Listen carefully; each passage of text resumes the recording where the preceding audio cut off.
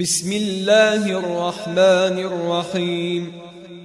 إذا جاءك المنافقون قالوا نشهد إنك لرسول الله والله يعلم إنك لرسوله والله يشهد إن المنافقين لكاذبون.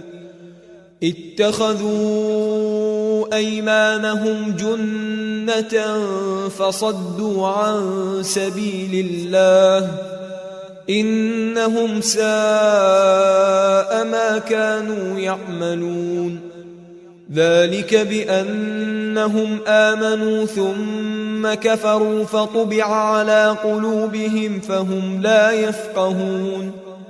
وإذا رأيتهم تعجبك أجسامهم وإن يقولوا تسمع لقولهم كأنهم خشب مسندة يحسبون كل صيحة عليهم هم العدو فاحذرهم قاتلهم الله أنى يؤفكون.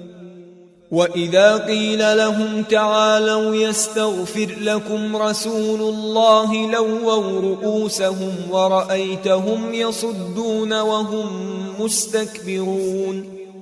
سواء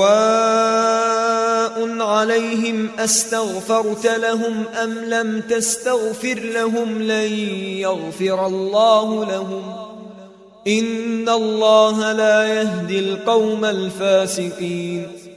هم الذين يقولون لا تنفقوا على من عند رسول الله حتى ينفضوا ولله خزائن السماوات والأرض ولكن المنافقين لا يفقهون.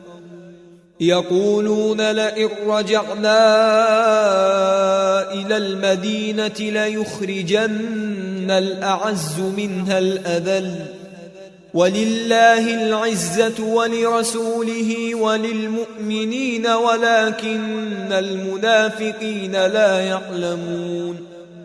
يا أيها الذين آمنوا لا تلهكم أموالكم ولا أولادكم عن ذكر الله ومن يفعل ذلك فأولئك هم الخاسرون. وأنفقوا مما رزقناكم من قبل أن يأتي أحدكم الموت فيقول رب لولا أخرتني إلى أجل قريب فأصدق وأكن من الصالحين. ولن يؤخر الله نفسا إذا جاء أجلها والله خبير بما تعملون.